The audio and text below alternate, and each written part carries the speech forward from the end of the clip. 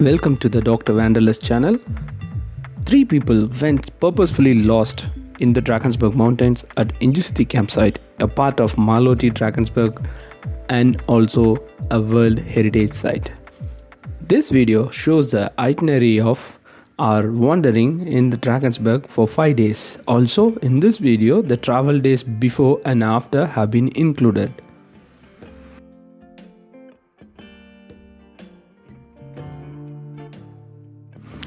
Day 1.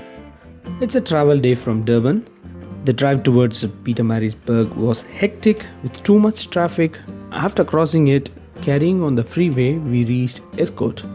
A detailed video to reach Injisuthi campsite has been already uploaded to my channel. Kindly check it. After reaching our campsite, we just pitched our tents and stayed for acclimatization. The total travel distance was 180 km from Durban. Day 2. After checking our gear, food supplies and warm dry clothes, we repacked our backpacks. We started early from the campsite and we are excited about the real adventure. We had approached the foothills of the escarpment and hiked along the Injisuthi river and the Tugela river. After crossing Aubrey's Rest, we crossed a small stream and approached Barrel Caves, a rock art site which can be done only as a guided hike. We found a small flatland 2 km before Lower Injisuthi cave where we pitched our tent for the night stay. At the end of the day, we have hiked almost 13.57 kilometers. Day 3. The night was so cold and it was raining for hours. We hiked for about 4 hours and we could not reach the Centenary hut, so we took a detour and went back to Aubrey's Rest, which is close to the confluence to the Injisuthi river with other streams. We stayed there for the night and it was an amazing day 3 of the Vagabond series.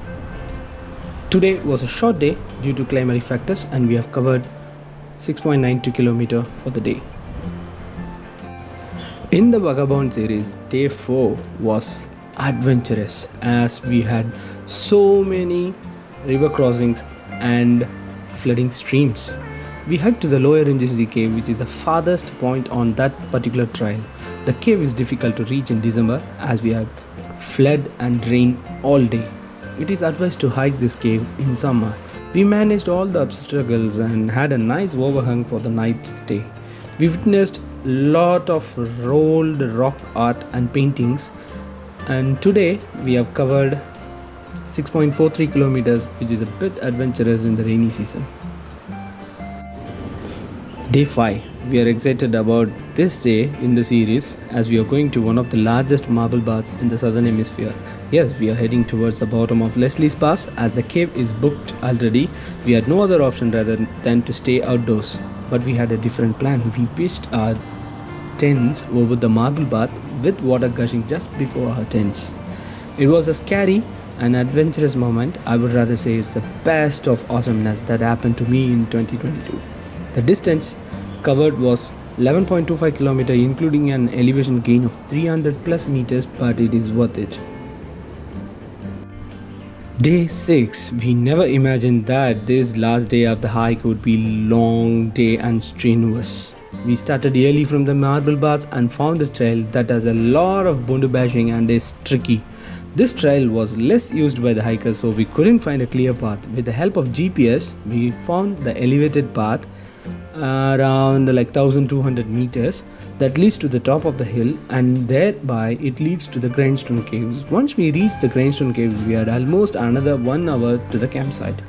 We are almost exhausted but enthralled by the beauty of the escarpment and the vegetation. We hiked back to the campsite and stayed there in a chalet. The last day was 14.88 kilometers long and it was spellbound in every direction.